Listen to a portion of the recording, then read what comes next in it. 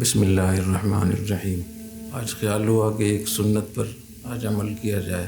حضور اکرم صلی اللہ علیہ وسلم کا معمول تھا جب موسم کا پہلا پھل آپ کی خدمت میں لایا جاتا تو نبی کریم صلی اللہ علیہ وسلم اس کو آنکھوں سے لگاتے اور اس کو ہونٹوں سے لگاتے، یعنی اس کو بوسہ دیتے تھے اور ساتھ میں دعا فرماتے تھے، اللہم بارک لنا فی ثمارنا، اللہم بارک لنا فی مدینتنا، اللہم بارک لنا فی ساعینا و مدینا۔ اور اس کے بعد جو کم عمر وہاں ہوتے تھے ان کو وہ پھل جو تھا وہ عطا فرماتے۔ تو میرے پاس یہ پہلی دفعہ آم آئے تو یہ اس موسم کا پہلا پھل تھا۔ مجھے اس میں یہ بتانا ہے کہ حضور اکرم صلی اللہ علیہ وسلم کی سنتوں میں کتنی برکت۔ ایک تو یہ کہ اللہ تعالیٰ کی نعمت کی اتنی قدر کہ رحمت للعالمین صلی اللہ علیہ وسلم کو آنکھوں سے لگا رہے ہیں، وہ بوسہ دے رہے ہیں، یہ کتنی بڑی بات ہے۔ اللہ کی نعمتوں کا کتنی قدر کرنی چاہیے، کتنا شکر کرنا چاہیے۔ اس کے بعد دعا مانگ رہے ہیں کہ اللہ ہمارے پھلوں میں برکت عطا فرما۔ برکت کا کیا معنی ہوتا ہے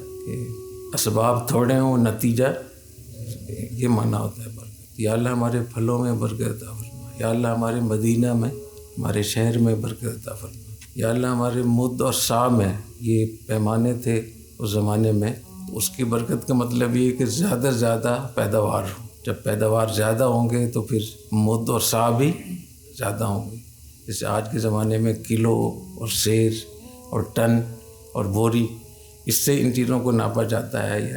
تو اس میں برکت کا مطلب یہ ہوگا کہ اللہ پیداوار میں اضافہ فرما۔ اور ساتھ میں یہ دعا بھی مانگتے تھے، بعض روایات میں بھی آتا ہے، اللہم کما اطعمتنا اولہ اطعمنا آخر۔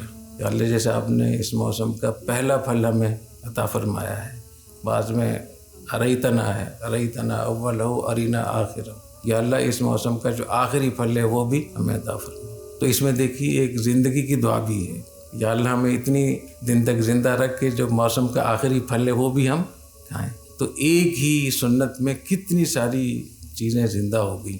تو مجھے خیال ہوا کہ آج میں بھی اس پہ عمل کروں آپ کے سامنے۔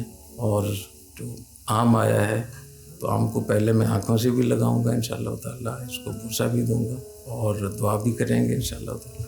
اور پھر آپ لوگوں کو کوشش کریں گے جتنے میرے پاس ہیں وہ ایک ایک آ جائیں۔ تو پہلے دائیں طرف سے شروع کریں گے، پھر جتنے لوگوں کو آ جائے، باقی جو بچ جائیں گے ان کو پھر بعد میں اگلے دن انشاءاللہ۔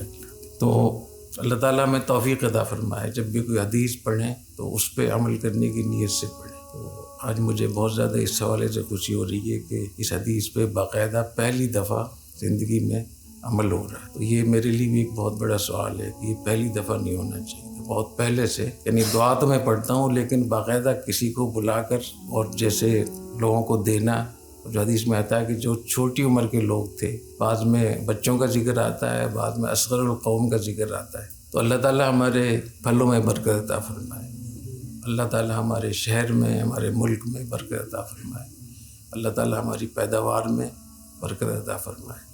یا اللہ جیسے آپ نے ہمیں اس موسم کا پہلا آم دکھایا ہے، عطا فرمایا ہے، یا اللہ ہم دعا کرتے ہیں کہ اس کا آخری جو پھل ہے وہ بھی ہمیں عطا فرمائے۔ یہ لیجیے عمر، وہ اصغر القوم ہے۔